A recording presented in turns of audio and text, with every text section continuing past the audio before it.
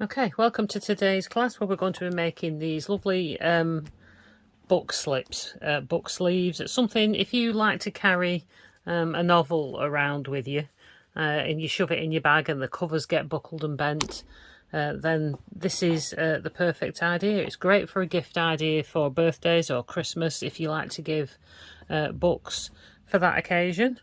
There's a nice pocket on the front of this one, so you can put your reading glasses in there as well. You could put your phone in if you were going to a book club.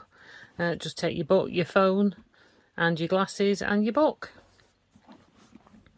Okay, so I'll just take my glasses out of there. So this is the largest size in the pattern, and this has got your standard hardback book with a standard thickness. Now it will fit quite a bit thicker book. If I show you, pop that back in. I have made them with extra room in so that you can fit a thicker book, because obviously books come in all thicknesses, so you can see by looking at the box bottom that there's quite a bit of room in there, so you can get it, like I say, get a much thicker book in there. You could also, if for some reason you wanted to carry more than one book, you might even fit two in there. That's a paperback as well, and so I've fitted both of those in there again. So if you wanted to give it as a Christmas gift, you might find it a tight fit for your glasses or your phone, but they will still fit in there. So that's the large size. So this is the one that we're making in the class today. This particular one is the one that we make. And then there's a smallest size. Now, when I made this one, I've made it just a wee bit short. So when you download the PDF, it will be probably about an inch longer and marginally wider. But there is a smaller size. But then you get lots of smaller children's books as well. So that will fit. So that's just your standard size paperback book. Will fit in there. It's quite a snug fit, but like I say, on the PDF I'm just going to add I will have added just an extra bit in the height on that one. So that's your smallest size, and then there's a medium size as well. So I'll show you the three sizes together. So this is your standard. So if you've got a bit more than a thin paperback, you've got one that's a bit thicker, that'll fit in there. If you've got one that's thicker like this one's quite a thick book, this one. So there is a bit of extra room at the top. If you didn't want that, if all your books were kind of this size and you didn't want the extra room, you could always shorten it a little bit. This book's a little bit shorter. So that one, but it's much wider, much deeper. So I've given them a box bottom so that you can fit your wide books in, or you can fit two regular ones in.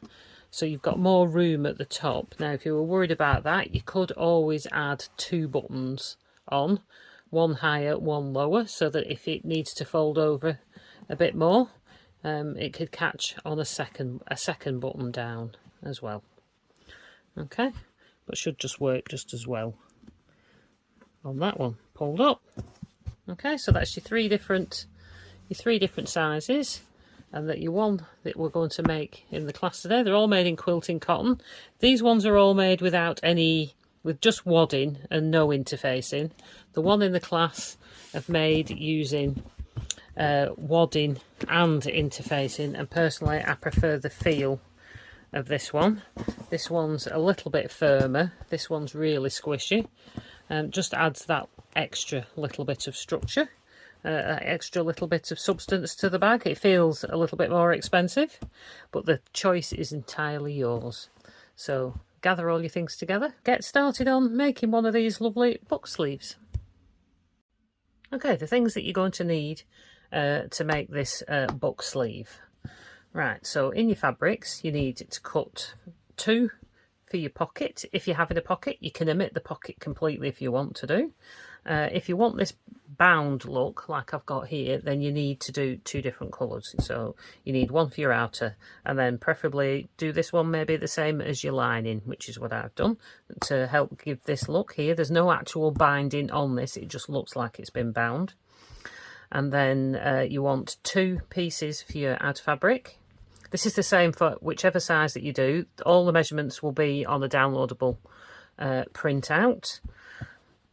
And then 2 for your lining, 2 pieces for your lining. So this is all just quilting cotton. And then for interfacings, I'm using wadding. So I've cut 1 piece for my pocket and then 2 for the main body. These are all cut 1/2 inch smaller than the actual pieces. Again, the measurements will be on the printout. That's to make sure it's not in your seam allowances, to make it a little bit easier. This is a thin fusible fleece, fusible wadding, so it's iron on. You can obviously do quilting. If you haven't got fusible, you could just use a regular one that you would use for quilting, and you could quilt it. If you were going to quilt, if you wanted to quilt it first, cut your pieces of fabric slightly bigger, because they will shrink when you quilt it. So make sure you cut them a bit bigger than the measurements that you're given before you quilt it, and then you can cut it down to size. So for interfacing, I've used some cotton woven interfacing as well for the lining of on the lining of the pocket and on the lining inside. I've added some cotton woven fusible interfacing, so 2 for the lining and 1 for the lining of the pocket. You could, to save cost, if you were making a lot of these, you could leave the interfacing out of all of that if you wanted to, and just use the fleece. Depends how much padding, how much protection you want for your book. Okay, so that's all your pieces to cut out.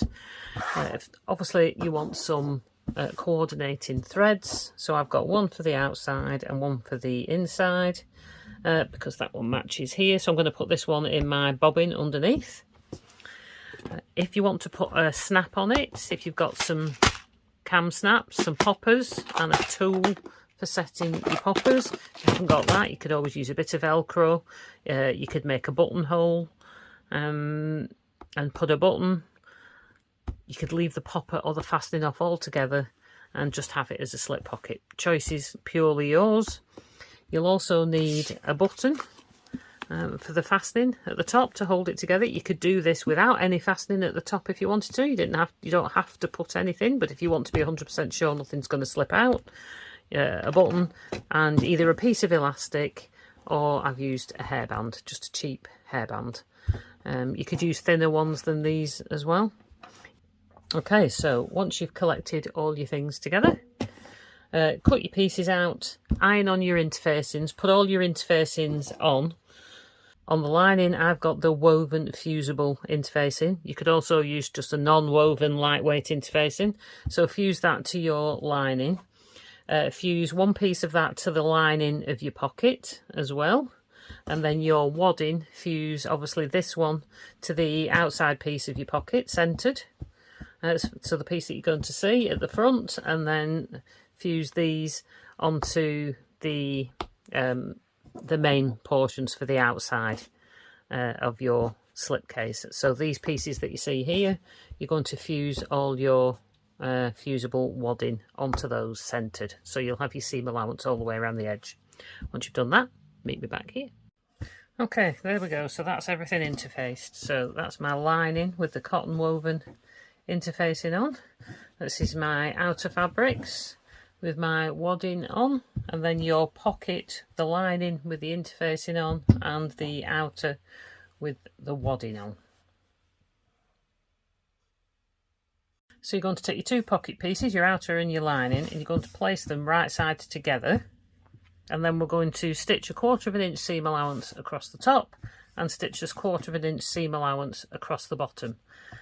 Make sure to backstitch at each end, so at the start and the finish of each line. So 1/4 inch in, I use about a 2.4mm stitch length, and you can use I'm using a size 80 needle in my machine.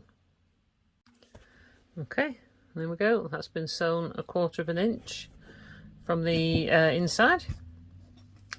So next, just if you roll it slightly, we just want to press. It just makes this next bit look neater if you press your seams open. first. It just makes the seam look flatter on the other side. It's not important, you don't have to do this. I'm just going to finger press it, just so it'll make it'll sit easier. And then I'm going to do the same on the other one. And then we're just going to turn it through to the right side. It just makes that seam sit a little flatter there. Now we're going to make sure if you've got a directional fabric, it's pointing upwards. And then to get the binding look at the top, just roll your seam down. So it's about 1/2 inch, or however wide you want that panel, that bit to be at the top. You can do whatever you want. That's a bit deeper. I mean, you could do it 1/2 and 1/2 if you wanted. You could have a much deeper one. If you wanted to put a name on this on your embroidery machine, you could do that here. Do a wider panel here to do it across if you wanted to. It would show on the back, so if you were going to embroider, you might want to do that before you do this. Embroider on this panel before you sew it together, but then you could roll it down and have it here. If you did it afterwards, you'd see the embroidery on the back, which you wouldn't want to do, so you'd do it before you sew it together. Okay, so, but I only want it to look like it's got some binding across the top. So I'm just going to do about 1/2 inch or just above. And then this seam will roll to the inside as well. And then go and give that a good press. You could use a seam guide to check that that's even, but I'm just going to go with that. So just give that a quick press.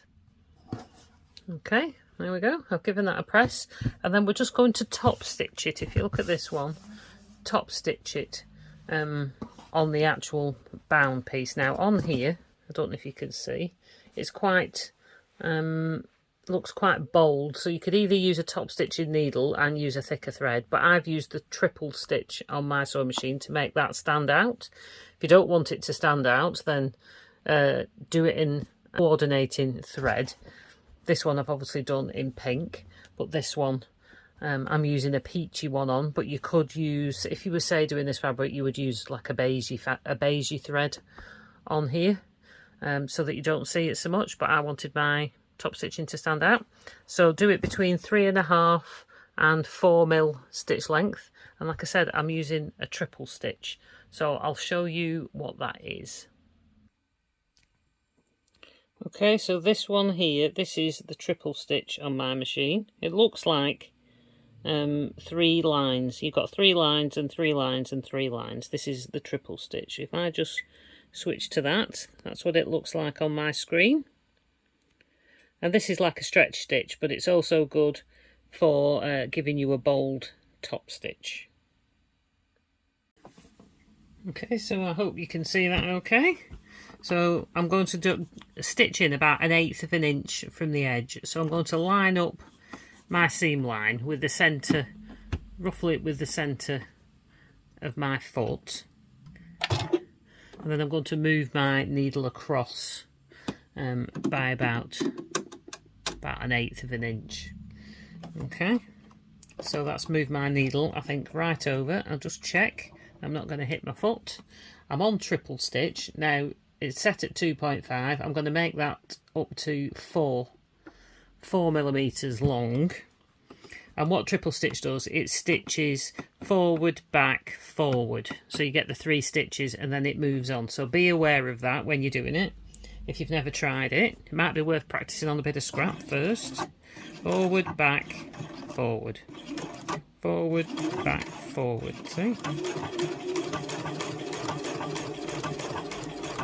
So you just have to remember it pushes your fabric forward and backwards when you're doing this.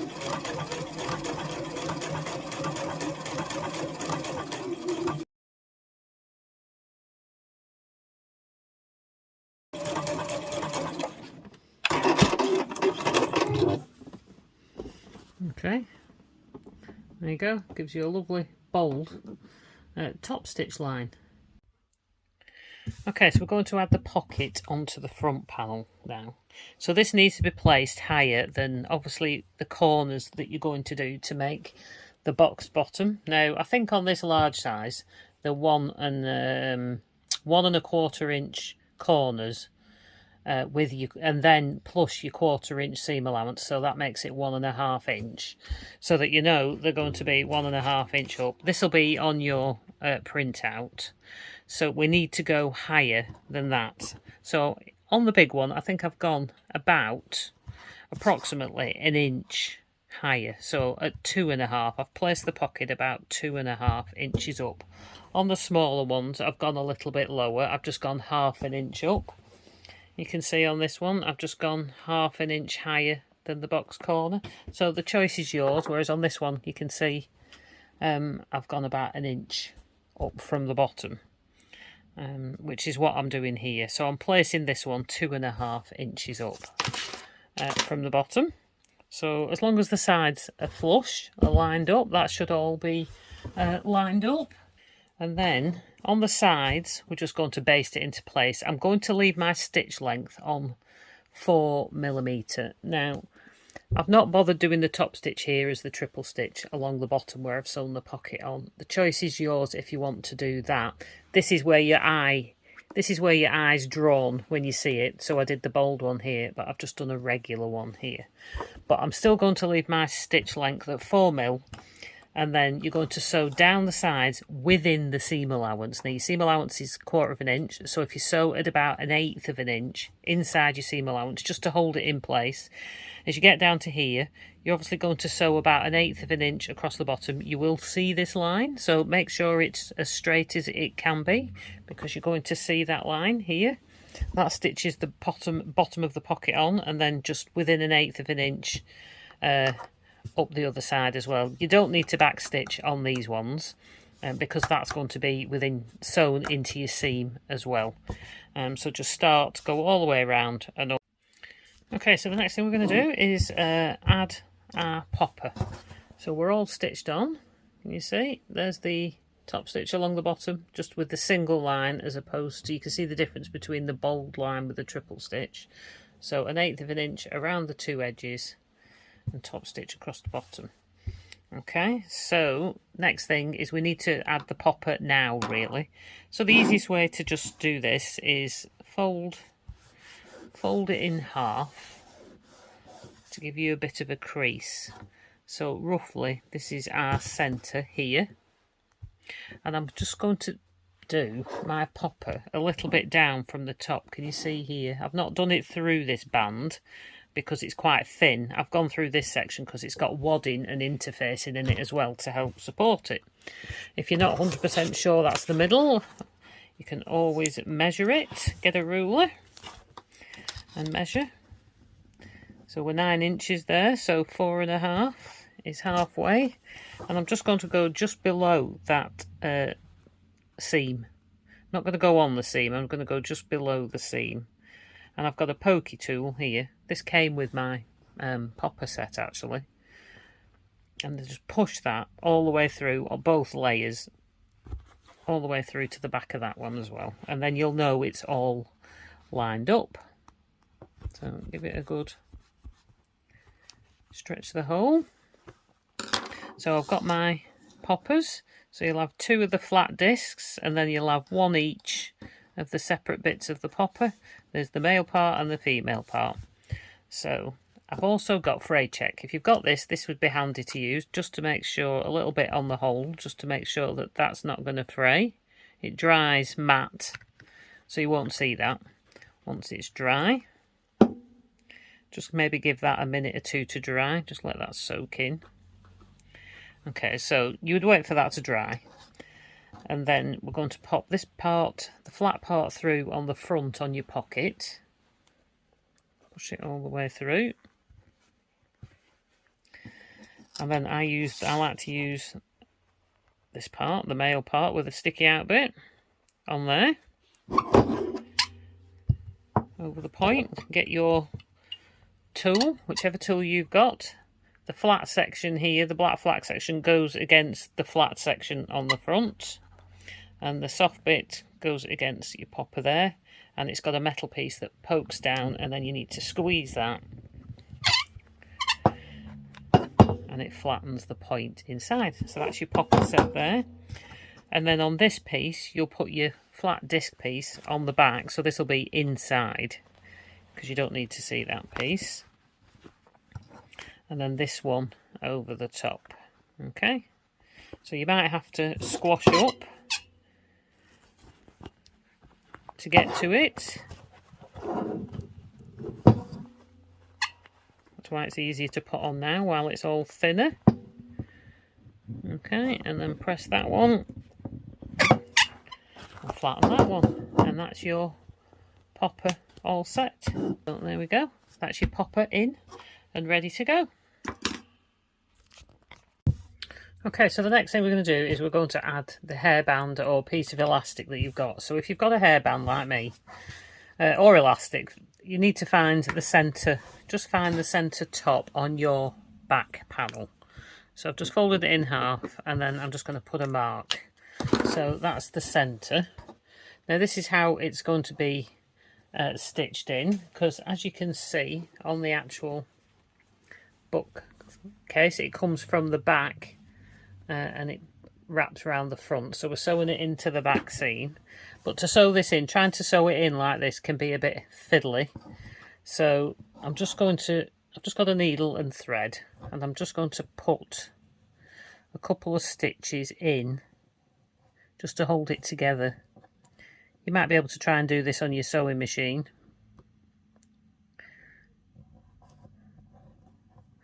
So I'm just going about a centimetre or so down.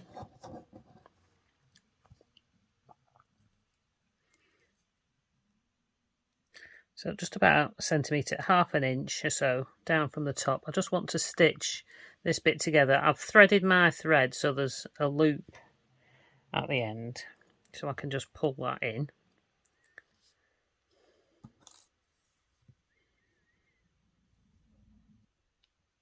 By that I mean I threaded both thread ends through. I used one piece of thread, folded it in half, thread both thread ends through your needle, and then you'll have a loop at the other end. That way it's easy to just put your needle through your loop and pull it tight, and it'll hold it. So I'm just going to put a couple of other little stitches. This is literally just to hold it together while I sew it on the machine. So that's all it needs. I'm not going to bother fastening it off. Okay.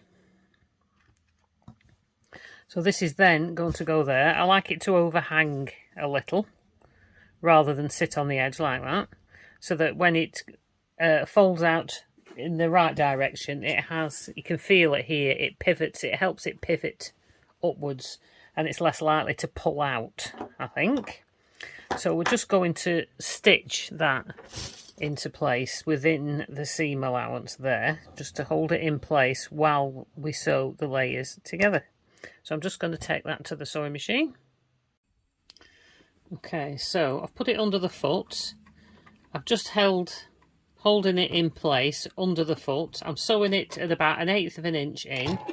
Put your foot down right over it, so your needle's centred over the middle of that. This is quite thick, so, and then I've set my stitch length to 4mm like it was before, and then I'm just going to do a couple of back stitches over it, backwards and forwards a couple of times. That'll help hold it in place while you stitch your layers of fabric together, plus it provides a little bit extra support as well. So now we're going to be sewing the layers together as if you were sewing a zipper pouch, but without a zipper. So while you've got your back panel, so take your back panel and then get one of your lining panels. So your back panel's right side up, put your lining panel right side down, so the wrong side's facing up, and clip those together, and then we're just going to do a 1/4 of an inch seam along the top here, just like you would if you were doing a zipper pouch and there was a zipper in between there as well. So I'll just add a couple of clips. I'm going to back stitch at each end. I'm just going to use a regular stitch length, so my usual 2.4mm stitch length, and just stitch across, back stitch at each end. Okay, there we go. I've also back stitched a couple of times when I've gone across the elastic as well, just to make sure that's doubly secure. Okay, back stitched at each end. So now you're just going to do the same with the other two pieces. So we'll get our front panel and then the other lining piece and put those right sides together and just repeat just what we did with the previous ones with the back panel. Just clip this together and stitch across at 1/4 inch, and I'm going to back stitch at each end. You don't necessarily need to because it'll be in the seam, but I like to. So meet me back here when you've done that.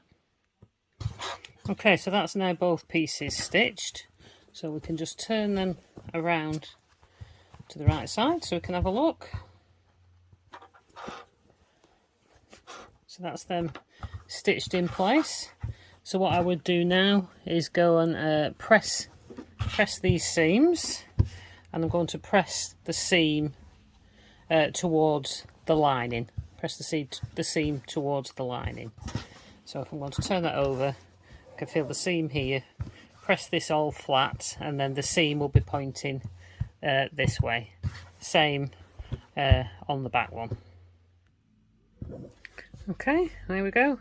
Both seams are pressed nice and flat. So now you could, at this point, if you wanted to, top stitch your outer fabric now.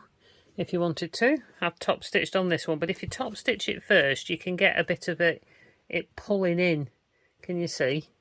It's pulling down here at an angle. It's kind of sucking it in a little.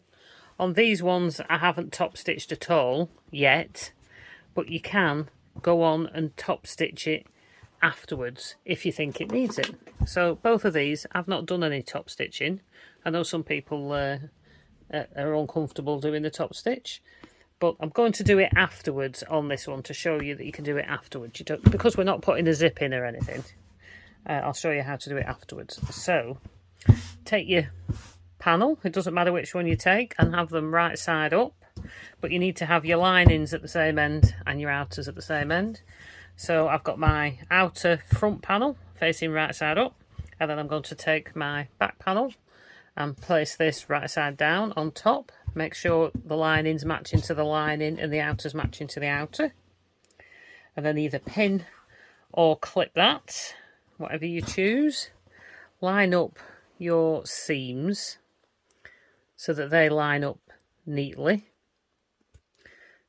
because you don't want them to be wonky. Now I think I'm going to pin that. I like to pin those because it's less likely to slip, and then just clip all the rest. Pin these, clip the rest. So I'll pin it in front on the lining, and I like to pin it on the other panel as well. So do that on both sides. Make sure you roll it to line up your seams so you can see them matching up. Seam allowances I've got pressed to the inside.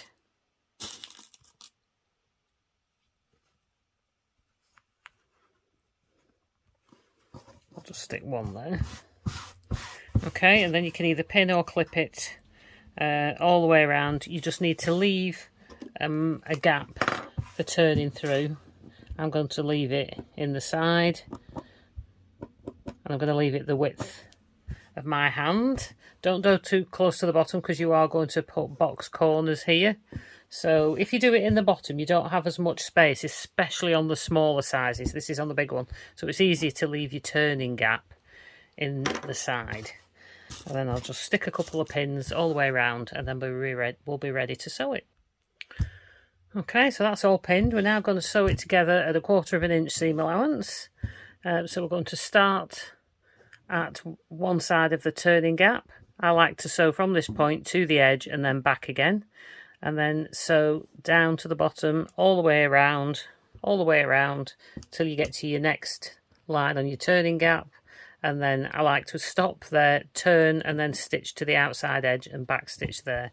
Gives you a much neater turning gap that's not likely, as you're turning it through, to pull undone where you finish stitching. Okay, so I've rolled it up to fit it under the throat of my sewing machine, and I'm going to start about 1/4 of an inch in, go a little bit more on the lining than 1/4 of an inch.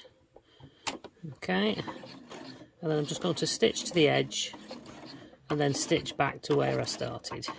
Okay, so I just count stitches there. I did 4 little stitches, and then leave your needle down and turn. And then I'm just a little bit more. I've gone to the outside edge here of my foot. I'm stitching to the width of my foot on the lining. That will make your lining just ever so slightly smaller than your outer fabric, so it won't be baggy. Okay.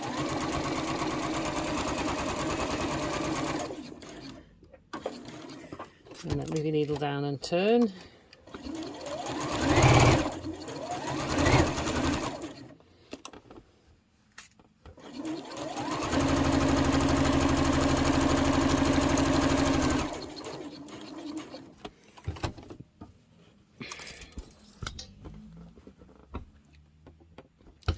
Just do one more there.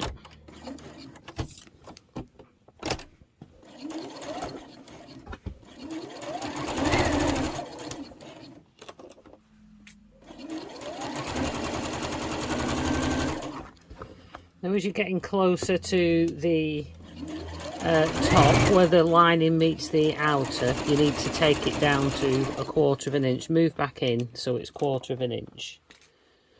If you're a beginner, you can always draw these lines on. See, I've just gradually moved back over, so now I'm on my 1/4 of an inch line here.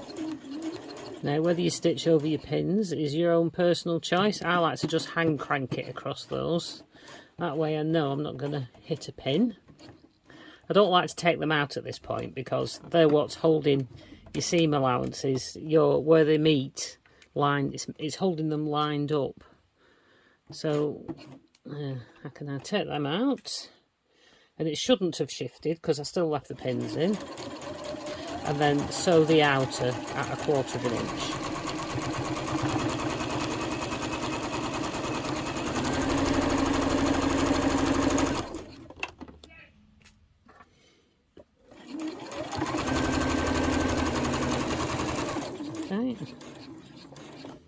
Because of your wadding being cut to 1/4 of an inch smaller should make this easier as well.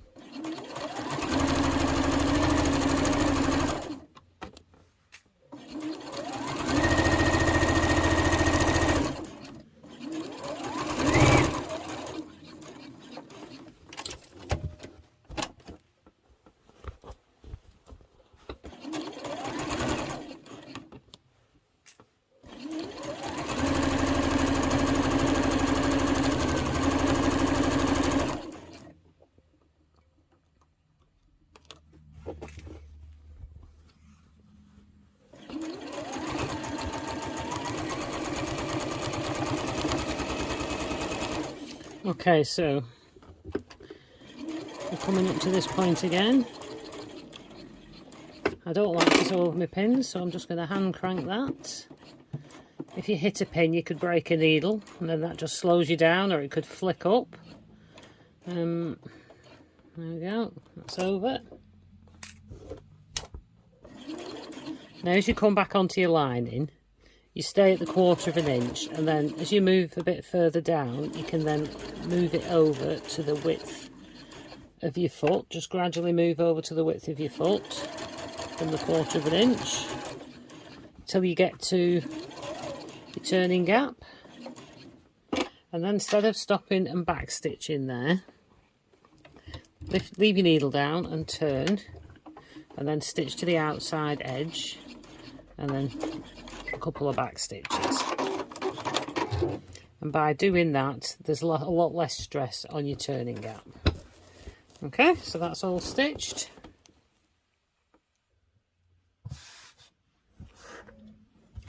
Okay, so before we turn it through, we need to box our corners. So I'm going to do on the because I'm doing the large size, the box corners are 1 1/4 inch from the stitch line or 1.5 inch from the outside edge. I like to measure them from the stitch line because then you know it'll be even. Because if your cutting's a bit wonky or your stitching's a bit wonky, you're doing it from the stitch line. So a small square rule is usually best for this, but I can't lay my hands on mine at the moment, so I'm just using, this is my 6.5 by 12. So if you use the corner with the 2 ones, line up 1.25 on your stitch line. So I'm just going to show you this on one, and then you can go ahead and do it on all the others. And I'll add a link in to a little video I've got on how to box corners in case you do it a different way to me, because you can pre-cut these corners out and everything like that. Okay, so when you've done it on one side, do the same, just turn it over and do it on the other side as well. So line it up from the stitch line. Okay, so this is a disappearing marker, a friction marker, just irons off. So then to box your corner, you're going to do this obviously on all 4 corners. So once you've drawn it on, if you're doing it my way, so put your hand inside through your turning gap and then just press this out flat. And if you make sure there's a point, one of the points from your box corner, from your corners here and your corner here, if those corners are in your seam, then you should be lined up without any messing about. So pull that, just roll it till that point there is in the centre of the seam, and then pin that, and that then should be pretty much lined up. So I'm going to have the bottom seam, I think, going to the left or to the right, it doesn't matter. I think I'll just automatically do it to the right. You can feel those seams lined up, you don't have to mess about doing that, and then you can just stitch on that line that you've just drawn. So I'm going to put another pin in there just to make sure all that doesn't shift, and then just stitch along that line there. Do that on all 4 corners. Okay, so there's the first one stitched. So I back stitched at each end and I've gone all the way over it twice. So then you're just going to trim off, leaving about your 1/4 inch seam allowance, and that's your box corner done. And you can see I've pretty much got it straight on the line at the other side as well. So I'm now just going to go and repeat that on the others.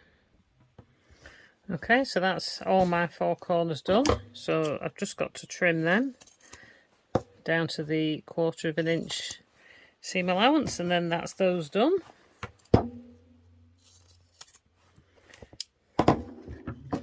Okay, so now we're going to turn it through. So find your turning gap.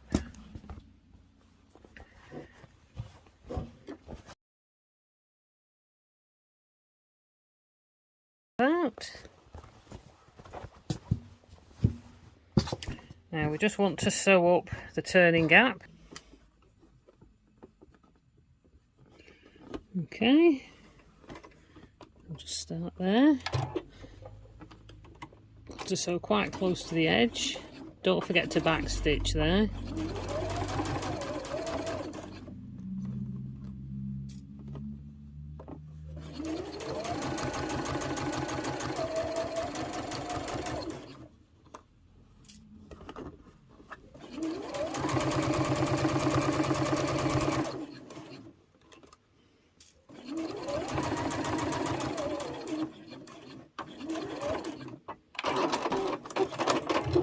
Okay, so that's your turning gap all stitched.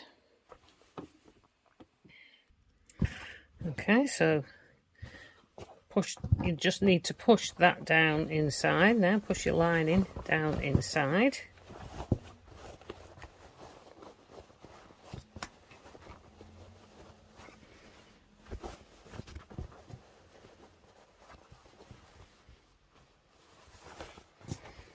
Okay, then roll up your edges, get all this lined up so it looks nice and neat, and then we're going to give this a good press around the top. Okay, so roll your lining. Make sure your lining's to the inside. And see, because we haven't top stitched beforehand, we've got nice neat joins at the seams. Okay, so take this over to your iron now and just give it a good press inside, so, and on the outside, so you get a nice neat top. Try and press your lining towards the inside a little bit. So if you see, when you press it, you can see a little bit of the outside fabric. Then you know you won't see the lining fabric on the outside. Okay, so I've given everything a good press.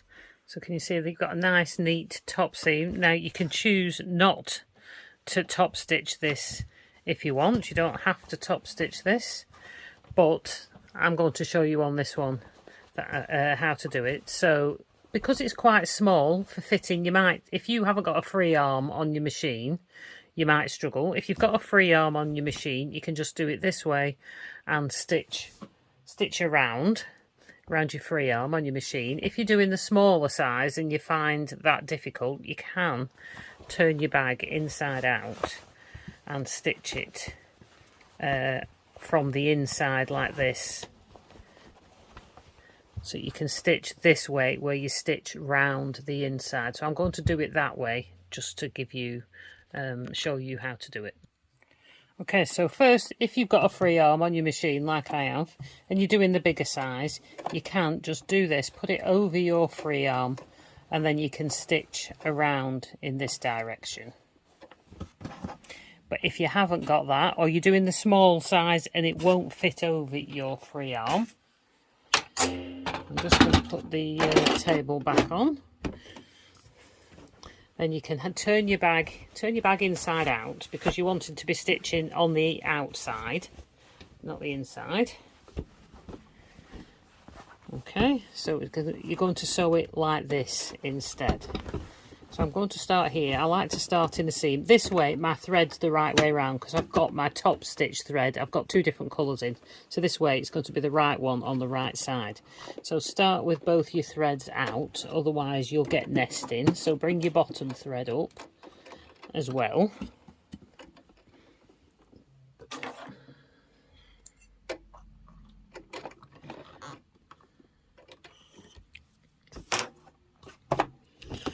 Okay, I'm going to start in a seam. I'm going to do this at 1/8 of an inch, about 1/8 of an inch.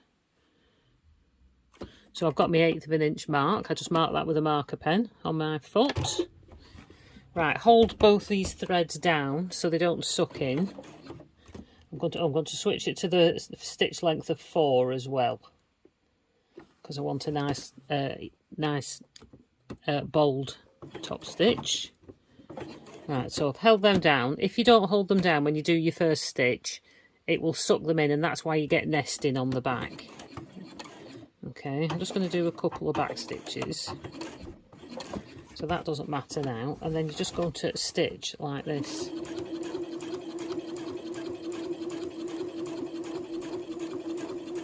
Okay, when you get so far, then you just roll it forward, and then just carry on.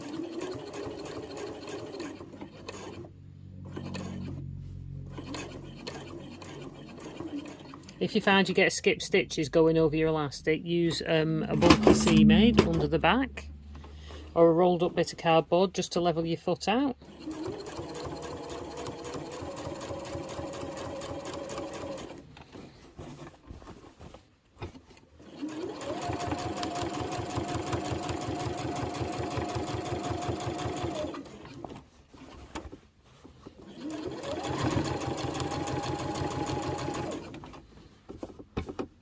Okay, we're about to meet back up in the seam.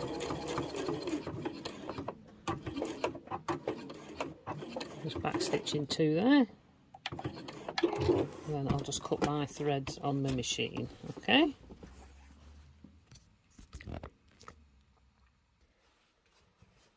So you can either snip these threads, so you can pull them into the inside, feed them through to the inside and tie them off.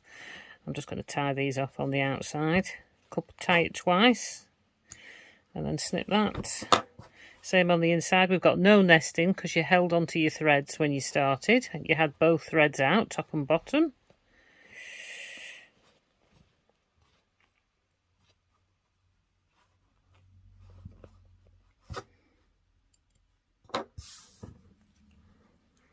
I'm just going to turn back through to the right side, and then all you'll have to do then is sew on a button. Okay, you might want to give it another press. So all you need to do now is sew your button on. So decide how far down you want it. Depends on the size of your button. It depends on the size of your book that you're putting in it. I've made these so there's a little bit of extra space at the top. You could use it if you were going to use it like a gift bag. You could always sew it down here and fold it over. If you weren't using it for a book, you could sew it right down there and have a fold over top, and it'd be a pouch. Just make sure when you sew it, it's central.